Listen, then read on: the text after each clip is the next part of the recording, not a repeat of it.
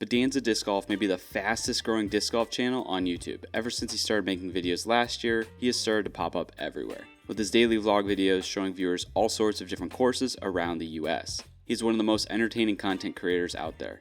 I've wanted to start an interview show for a while, shining some light on the different personalities that we have in the sport. This is episode 1 of the RM Disc Golf Show with Bodanza Disc Golf.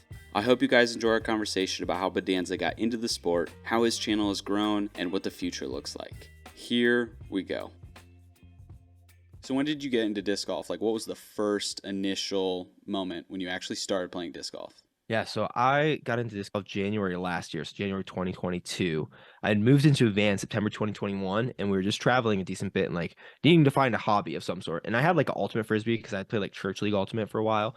And we got to a course we got to just a spot to hang out for the day in our van and like do some work at a park in Chattanooga, Tennessee, which I've had people ask me what park it is all the time, and they've always told me the answer after I tell them where it is, and I've always forgot what the park is, but it's the one that's behind the Bass Pro Shop in Chattanooga, if you're in that area. And I played that course just with the ultimate disc because I was bored. And then I texted my buddy who was playing disc golf. He's one of my best friends when I was in Orlando, which is where we were before we lived in the van. And he lived in Kansas City at the time. He had just moved there, and he's like, "Dude, I got some discs for you when you come through." And so we came through a couple weeks later, got the discs. It was in January. It was like 6 degrees, so we got out of Kansas City as fast as we could and got down to like Austin, Texas area after a little bit, and we actually parked our van at Zilker Park, which is like a park style course in the middle of Austin, Texas, and that's where I first played disc golf. So like January 18th, I think 2022 was my first round that I ever played, just because I needed a hobby, and I just told my buddy that I just threw around an ultimate disc for a while. When did you start your channel? Like compared to that, how long did it take for you to actually start your channel or Just I start started working on it? Yeah, so I had a YouTube channel before this, and that was not my main source of income, but it was like I wanted it to be my main source of income. I wanted to create videos for a while, and for like 4 years now, I've been like really obsessed with like storytelling and making videos and making content. So like that's just like what's consumed a lot of my like passion and a lot of my life. And so I had another channel as well, which is just my name. It's like there, but I haven't done anything on it in like 8 months. I'm planning on starting to do stuff on it, but I've said that for like the last 2 months, so we'll see if it actually happens. But that channel had been there, and I was watching disc golf content because I was already on YouTube creating, and so I wanted to get into disc golf. And like when I get into something, I just get into the YouTube side of it. And I realized like there's a lot of content there, not a lot of content that like kept my attention all the way through. And there's definitely a big gap between the demand and the supply of content that was there. There's plenty of good stuff, but there's also stuff that's like I've watched everything from this channel now, and there's only like 12 more channels in disc golf. And I don't want to watch all the videos from every single channel. So I was like, I can probably make some videos. And so in May, I started actually recording videos with a GoPro on my head because I was like, oh, this is different. And I had watched a guy who is a soccer player called J Football. He's a Korean guy, and he goes like and travels around the world and like has played at a bunch of different clubs. And he has a GoPro on his head and just records his football matches. And so I was like, this is a cool concept. Let me bring it to disc golf. I have like 70 of those sitting on a hard drive in my office right now that are never going to see the light of day, but I did a couple of them. And that was in May. I started my channel in the middle of June. So like June 15th, I think was my first video that I posted. And just like I just was just so passionate about disc golf and so passionate about making videos, and the supply and demand difference in the amount of disc golf YouTube channels and the amount of people who wanted to watch disc golf videos was like so big that I kind of lucked into a really good time in the market to kind of start making videos, and stuff just took off from there. So yeah, it's not even been a full year yet. It'll be about a full year in a month. Nice. What? Okay, you gotta tell me about the 70 videos on Yeah, the GoPro. yeah. What are all of them like GoPro videos?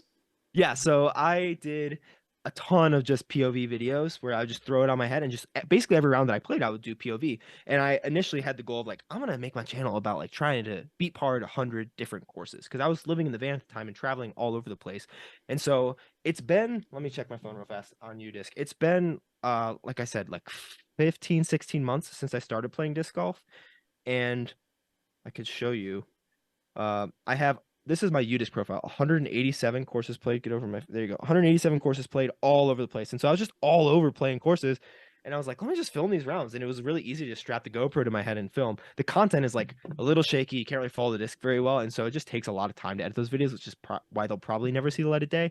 But I have like basically from Moab, Utah, I traveled all throughout Colorado and then through uh Wyoming, Montana, South Dakota, Minneapolis, northern Michigan, like the UP, all the way down the west coast of Michigan into Chicago. And I have like POV videos from like 80 courses throughout that whole process. It was kind of insane. It was like way too many, and it'll never see the light of day. But that's a lot of just like getting started and doing that. Even though none of those are going to get published, it was really helpful for me to see like what was doing well, and then what I could pivot to as I started pulling out my other camera as well.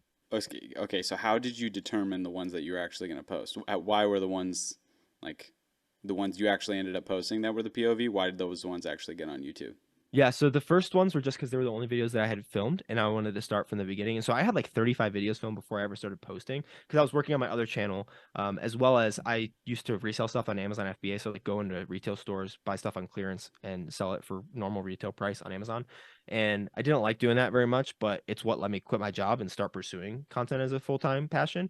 And so I didn't have a lot of time to edit for the first month or so. And so I would just go and play like almost every day, maybe every other day, and just film a video. And then it turned out that I have maybe like 5 or 10 videos on my channel that are from the POV era, I guess, as you'd like to think about it. But those were whatever videos made it to publication were just the first ones that I did. And then I basically sifted through them and I was like, which are like the best ones that I've done? And let me post a couple of those. So there's still some really good ones that are sitting on my there's still some really good ones that are sitting on that hard drive, and maybe eventually if I ever like get help with editing, but that's something like I don't want help with editing and Hmm. don't know if I ever will, but maybe eventually they'll see the light of day. But yeah, it was pretty much just like the early bias, like the earliest ones, and then maybe a couple of them that were like I like this course, I'm going to show this course. But I think I only have like 5 on my channel. I think I have close to 300 videos already. So Okay, you got to talk to me about traveling. yeah. Okay, how many states in total have you played in? Do you know how many Oh, different states you've played in? let me check real fast because that's something I can just look at real fast. It's a lot. One, Okay. 2, 3, 4, 5, 6, 23. Oh, dang it. 23. I thought I had Kansas as well, but I played Waterworks. This is on the Missouri side of Kansas City. So Kansas Mm, will be added next week, but 23 states so far. that's pretty solid then. So almost half. Holy crap. That's pretty crazy. Okay, Yeah. I need a firm stance on this. You got to give me Yeah. your favorite state to play disc golf in. What's the Oh favorite gosh. one?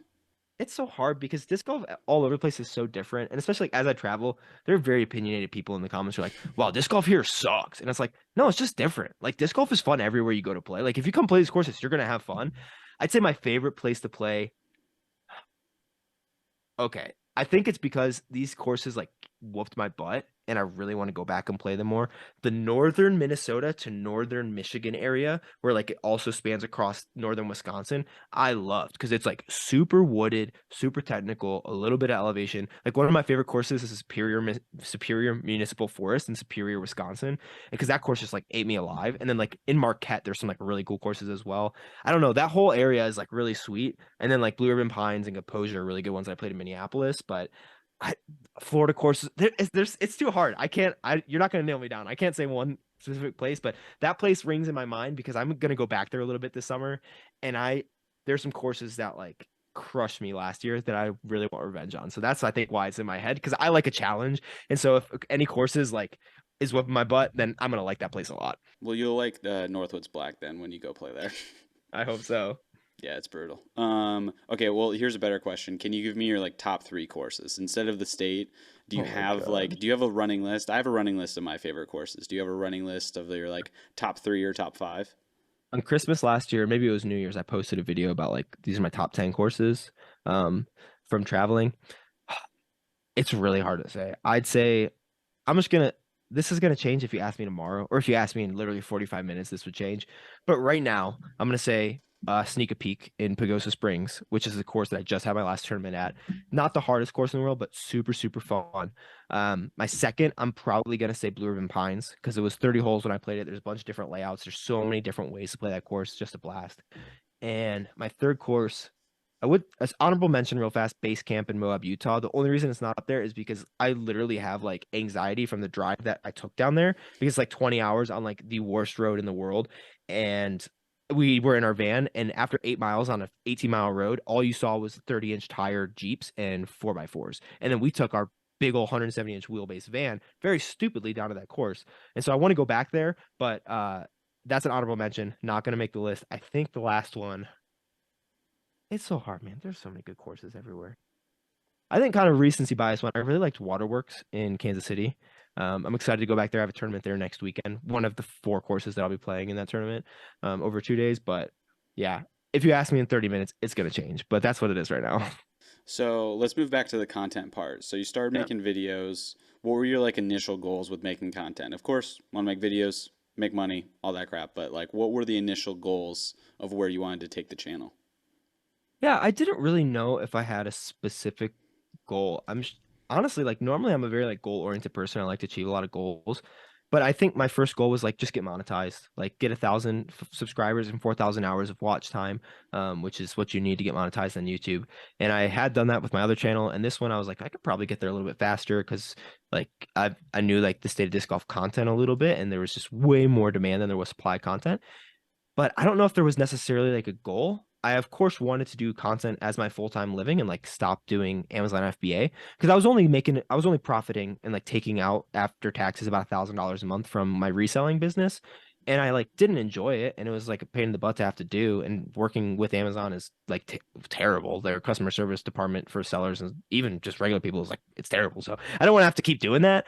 But and so my goal, I guess, was to replace that $1,000 with disc golf content. Didn't anticipate it to be where it is now in the time it was, but I'm grateful, super grateful that it is, and just kind of kept going where like the audience led, they would like a video. And I was like, okay, let's make more videos like that. Or I had an idea, and it's like, let's try it. And it was terrible, but I had already filmed 8 of those. So we put them out real fast and moved on to the next thing. And so just kind of trial and error. But yeah, that was my main goal. Regardless of like results, regardless of views, what are your favorite kind of videos to make?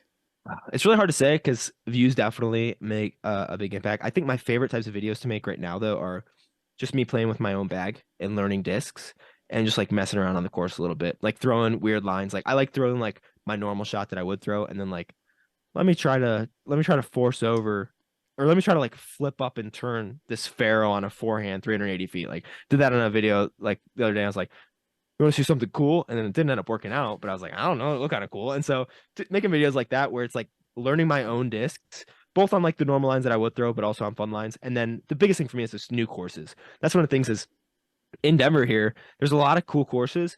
The courses in the Denver metro are pretty mediocre for the most part. But if you travel outside into the mountains, I haven't been to them yet, but I've watched everybody else post about them and they look sick. So I'm gonna do a couple of those before I go on my big road trip and like hopefully have videos with them. But I love playing new courses. I cannot stand watching the same course over and over again on someone's channel just personally. Like I can't do that. And so I always try to like switch up the courses and like never play the same course a couple times in a week. Maybe front nine, back nine if I like have to split up a video, but I really just prefer to like split up videos over tons and tons of courses, which is why I'm so excited to be traveling again and going to new courses. Whenever I go to a new course, it's always a win, whether I'm reviewing discs, whether I'm throwing my own plastic, whether I'm with somebody or alone.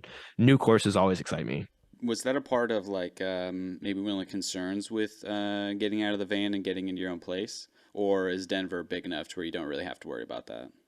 No, Denver has enough courses where you probably don't have to worry about that.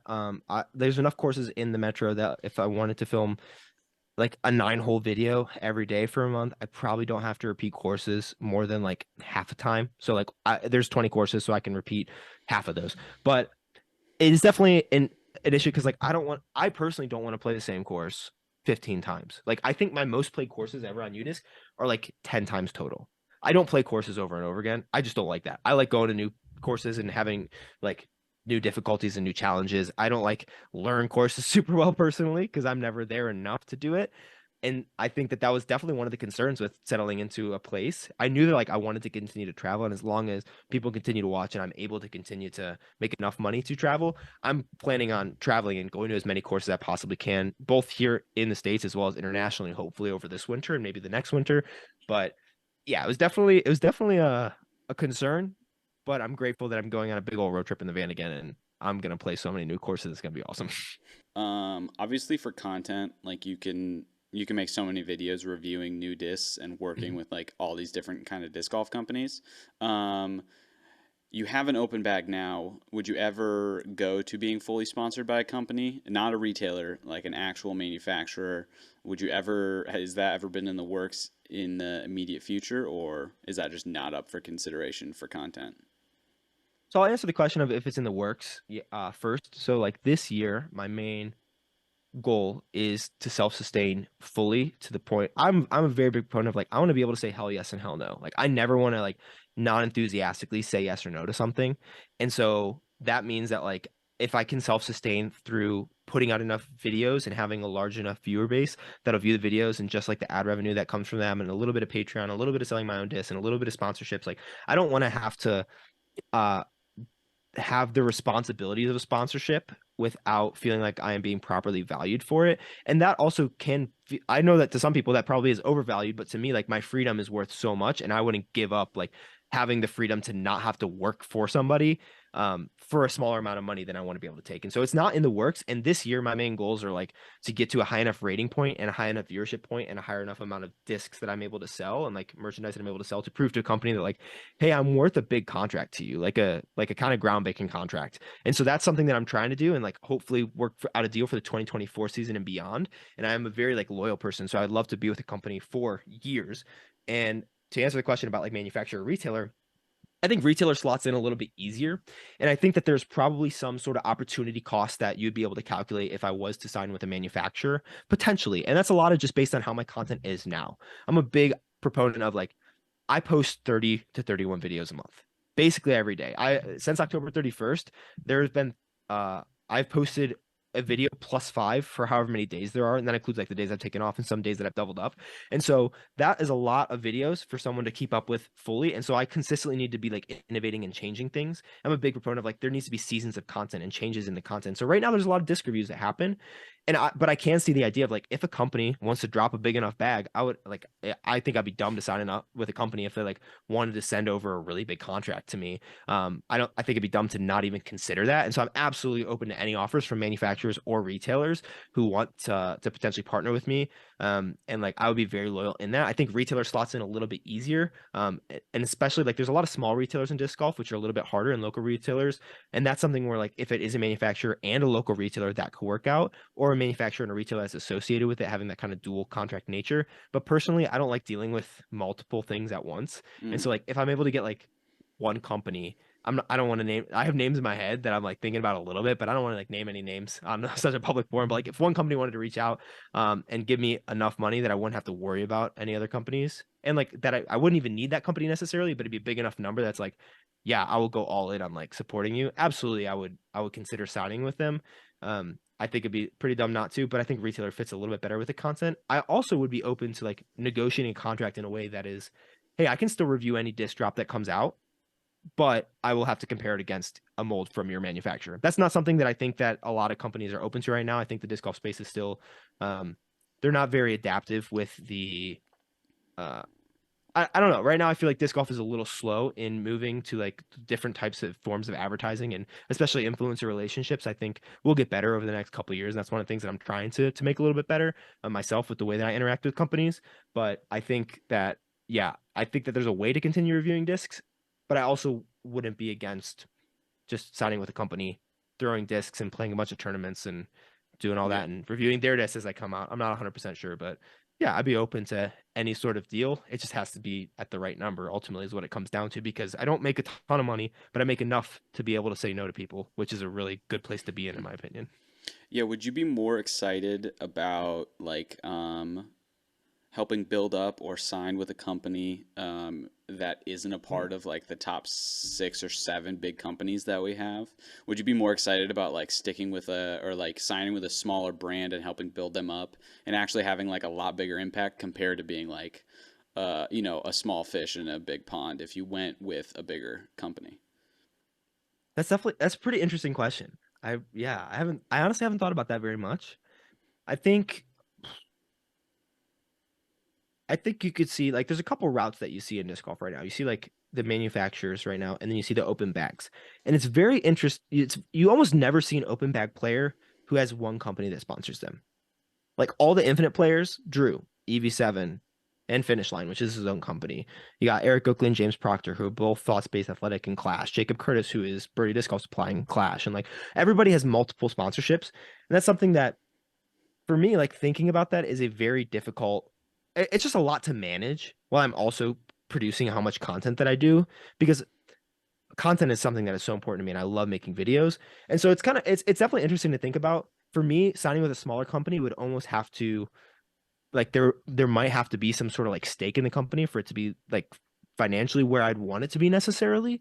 And like less cash but more stake and like more like dividends and stuff like that. Not 100% sure, but that's a great question. I'm gonna have to actually think about that a little bit more because the way I think about it right now, I'd want to sign with a bigger company because I would just want the paycheck.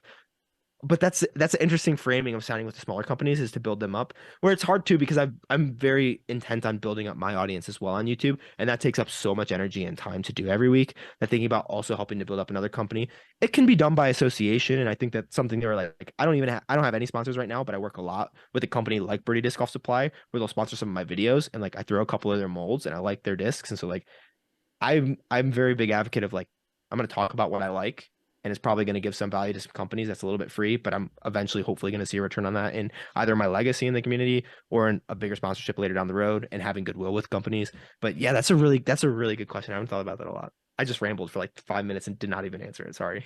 No, that's good. That's okay. No, I Oh just thought of man. that one. I was thinking that I was trying to think of it in a way where, like other sports athletes, entertainers have gotten into the business side of things, and a lot of them build up and join a smaller brand or a smaller company, and then it explodes or builds up with them along the way instead of joining in with, a Discraft or like a huge company like that.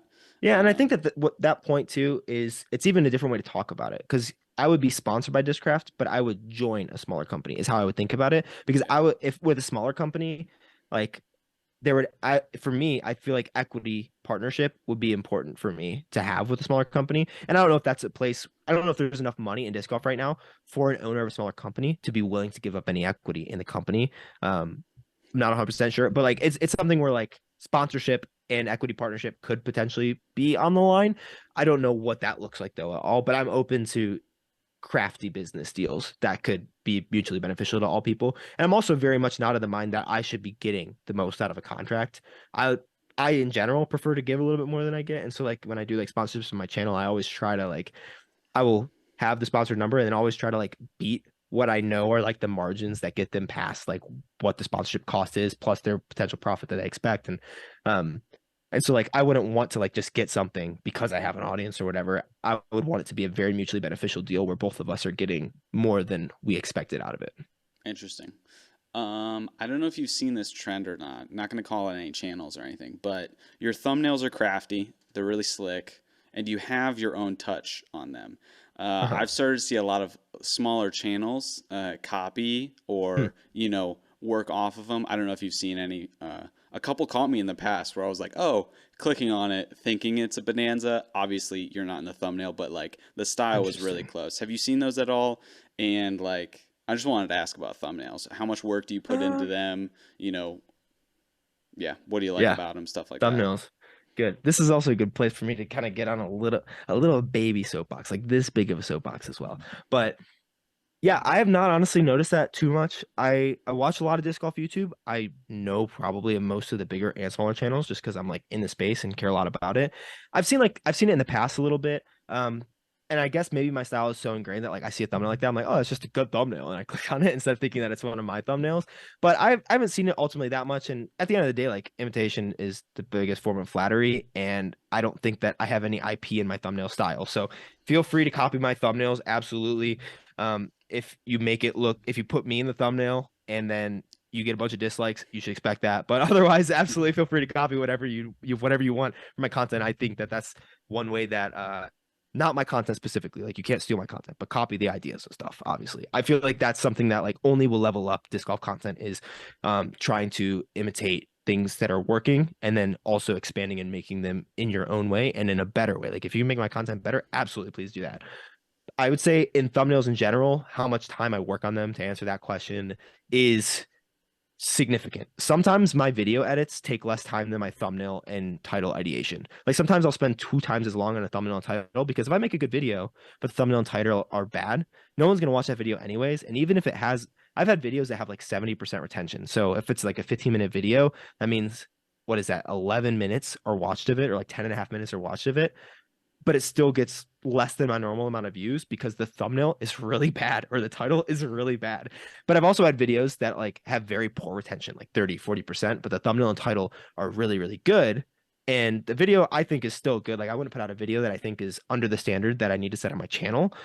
but it's like not necessarily as good as another video, and it still does that well. And so that's why I think thumbnails and titles are so important, because that's what gets the clicks. I will say one thing. I don't know if this is just in disc golf, but I've definitely noticed it in disc golf, different percentage wise to my other channel and other things that I've created, is I feel like thumbnails and titles have not always been phenomenal, and like everyone's always trying to improve. And I think people call clickbait things that are not actually clickbait.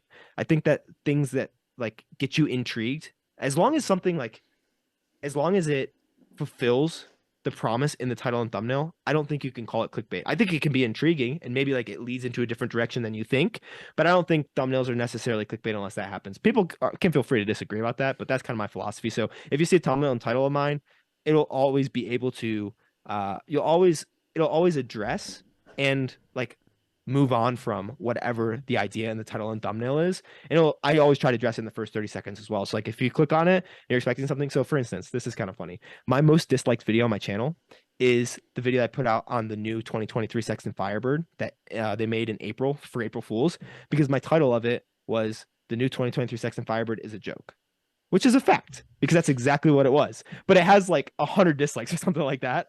It's probably less than that, but I think that's something where it's like it's intriguing, but people didn't like the fact that like I didn't think it was bad. I guess I don't know, but I felt like I delivered on title and thumbnail. I don't necessarily think that's clickbait. Feel free to disagree with that. Feel free to go and add more dislikes to that video, but that's my opinion on the matter. I feel like there are good titles and thumbnails that because they go in a different direction than people think, and people aren't expecting that a lot of times. I think that's more how disc golf YouTube is going to move in the general vein of YouTube over the next couple of years, with titles and thumbnails that intrigue people to click. And then if you're not interested in that content anymore, if you don't watch a lot of, like if you click into my video and you end up not liking the video and you leave after 2 minutes, YouTube isn't, and it's a 15-minute video, YouTube is not going to recommend another one of my videos for a while, unless you've exhausted all their disc golf content. Like that's just kind of how the algorithm works. So if you keep getting recommended my videos, hopefully that means you like them. Otherwise, keep on with the dislikes. Appreciate you. So talking about the sport and the influence and side of things. Um, Now that you've played for, over a year, not in regards to YouTube or anything, but if you could change anything about the sport, like what do you think needs to get better about it? What do you think, if you could change anything, what would it be? Oh, that's tough. That's a loaded question. We could take this in the realm of live or post or content still, or just the sport in general. Hmm. Let's do it in two parts. Let's do Yeah. let's do entertainment wise, and then let's do the actual sport of disc golf. Okay. What would you change about it? If you could change anything to make the sport better, what would you change about it? Yeah, I think to make the sport better in like the realm of actual disc golf, I think that, and this is something that I struggle with massively as well, people need to have like much more like kindness towards themselves and towards each other.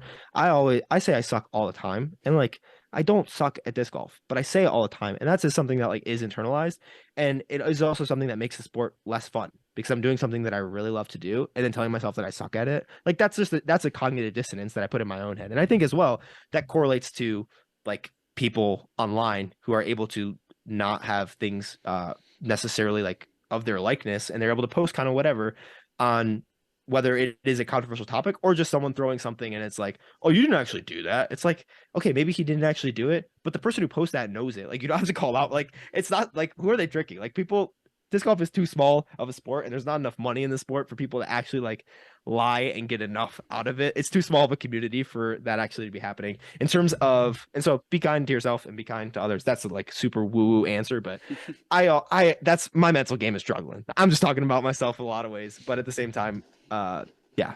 But let's talk about like the entertainment side of things. I think that this goes for YouTube, this goes for live, not as much for post produced in Jomas, because I think they do such a good job at this.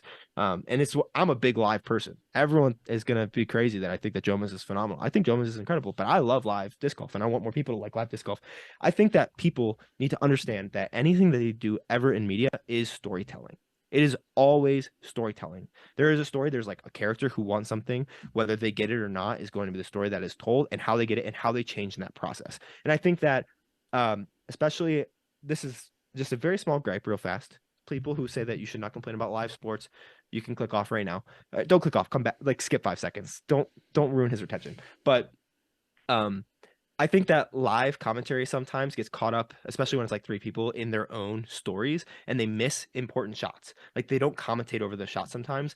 And I think that storytelling is something that Jomas does so well, where like Germ and Yuli, or Nate Sexton will be talking about whatever, and then they'll stop for a shot. They'll commentate over the shot and the person who's throwing it, and then go back to talking about whatever. And I was even listening to the Party podcast with Hannah Macbeth and Christine Jennings, and they were talking a lot about Hannah was talking a lot about how like her looking at live and post, they like the stories of the players I think need to be told more, because people talk about shots all the time and there's only so much you can say about watching, let's say, an FPO player throw a 275-foot hyzer that parks the basket 3 times in a row on a hole. Like I'm thinking specifically, I think about Texas State's, it was, or maybe the Open at Austin, but like that, like there's only so much you could say about that, but you can go into the backstories of the players. And I think that research into the storytelling of players and personalities in the sport need to be built up.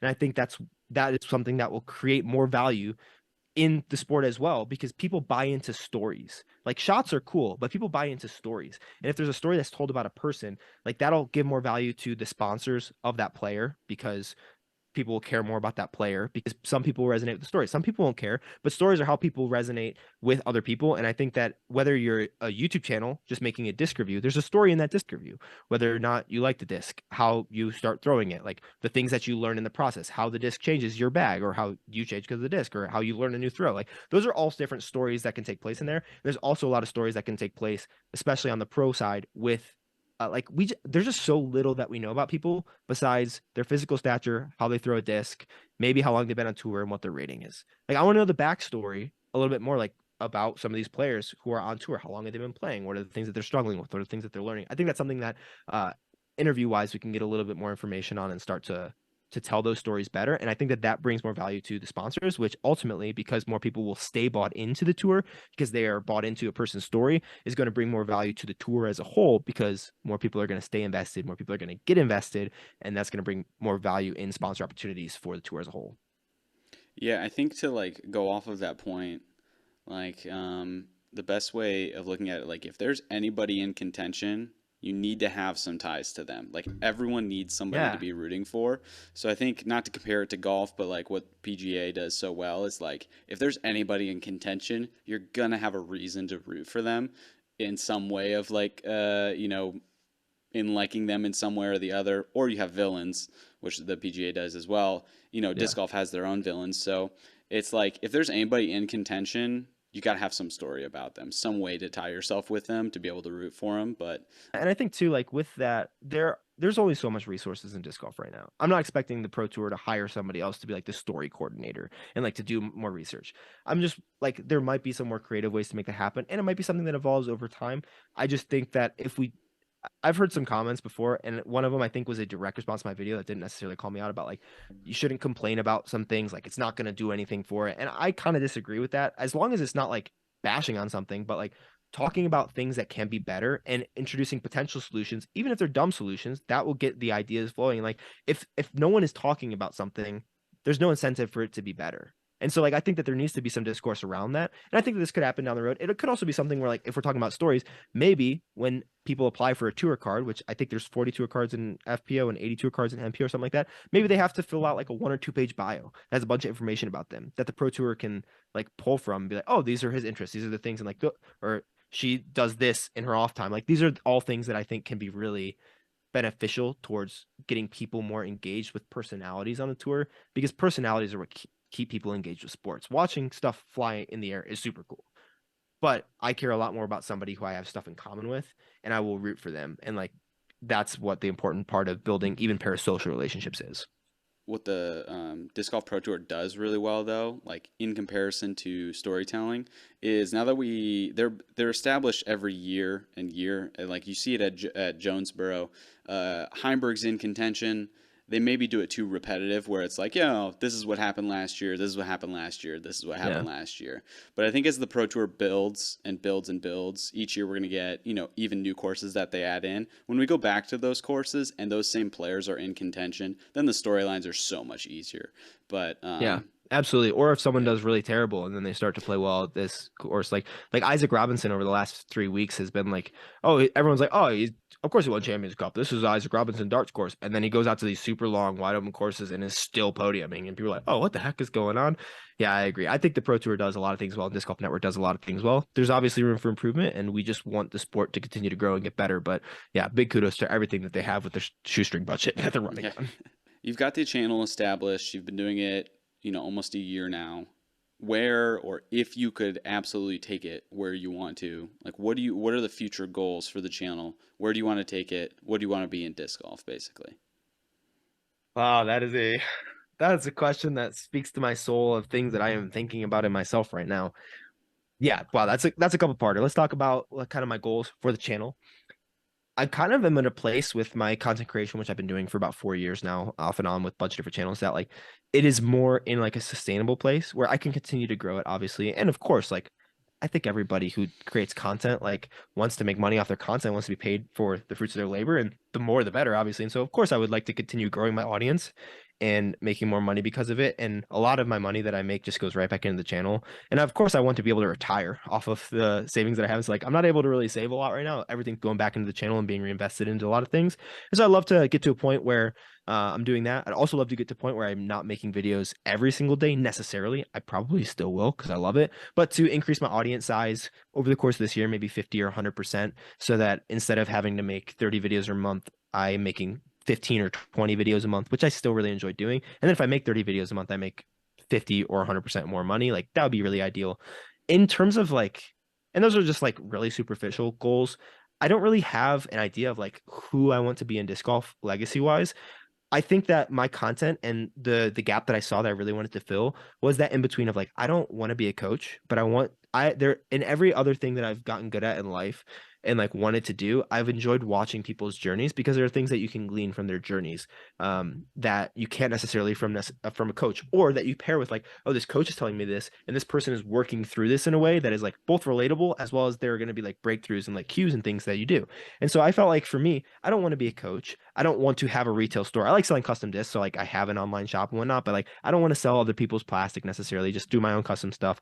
I really like came into disc golf with the idea of like I want to be an influencer, like a traditional content creator influencer person, which is a cringe word, but whatever, who focuses on disc golf rather than like a coach or someone who's trying to funnel people to a shop necessarily to buy just retail discs. I just wanted to be an influencer in disc golf. And so for me, I think one of the legacies that I want to leave in disc golf is creating like a viable influencer path for people and hopefully pioneering a lot of relationships with companies in disc golf and a lot of understandings of companies in disc golf that marketing through influencer marketing is a very viable, profitable, and high return rate for relatively low investment compared to some other things and like high conversion rate.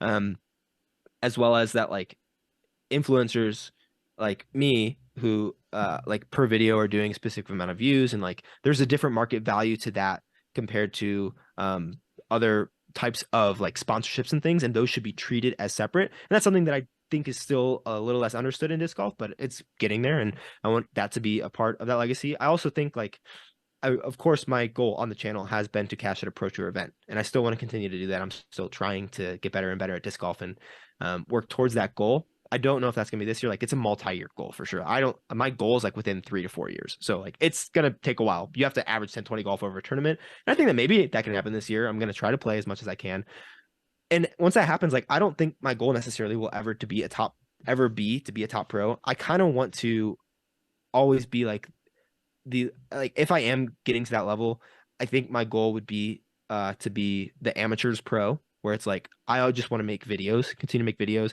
maybe not even play all tour spots, maybe like go and play on the European tour because I feel like that'd be fun. Like do whatever I want to do in disc golf that obviously has an audience and builds an audience and provides a lot of value to any partners that I work with in terms of sponsorships, in terms of, like on videos, and maybe even just like sponsors of me as a player. But I think that my goal ultimately will always be the content side of things because like you can either choose to get really like this is something that I've heard Silas Schultz has been talking about recently. He's been struggling with is like right now he's really focusing on being the best disc golfer he can be, and so he's really lighting back his load on the content. I am a little too old to like really I'm only 25. I'm not old. Like there's like 15 more years at least in my disc golf pro like MPO career. Um and like I would love to get to that top of the game, but I don't necessarily think I ever really care to be 1035, 1045, like not even, I don't even know if I can get to that point, but like if I can ever get to a 1025 to 1040 rating, I might rather just stay like and get to maybe my ceiling is the 1000 to 1015 rating. And so I'm cashing at some events. Maybe I'm making some league cards or whatever. but I'm just making videos and enjoying doing that. Because honestly, in disc golf, I don't feel like over the next 5 to 10 years, anyways, the money is going to be in actually being a great disc golfer. It's probably going to be having a presence and being able to move plastic.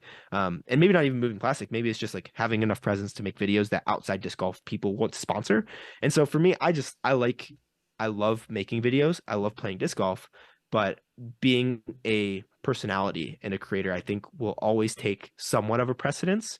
And like you can even see that in like the health that I've let myself get into is I'm not necessarily the most healthy person. My arm is not necessarily the most healthy, but I'm still putting out videos every day because that's what I want to do. I'm not focused on getting to be 1020 this year, to get 1,000 this year, to get even 990 necessarily. Like I would love all those things, but I just care a little bit more about making videos. And I don't know if that will change, but I also want to get to the point where that can change if I wanted to, and that's okay. And so, yeah, that's that. That's pretty good. Dude, I appreciate you coming on. It's been fun Yeah. chatting with you. Everything for you, links will be in the description for Bodanza Disc Golf, Instagram and YouTube channel. Any other places where people need to find you? Any other things? No, not really. I just appreciate you having me on. I have like everything people can find if they want to find it. You'll be able to find in all the descriptions to every single one of my videos. But I just appreciate you having me on. Go buy his whale sacks. They're pretty sick. I appreciate that. Thank you very much. And Absolutely. thanks again for coming on. For It's sure, been man. fun. Thank you.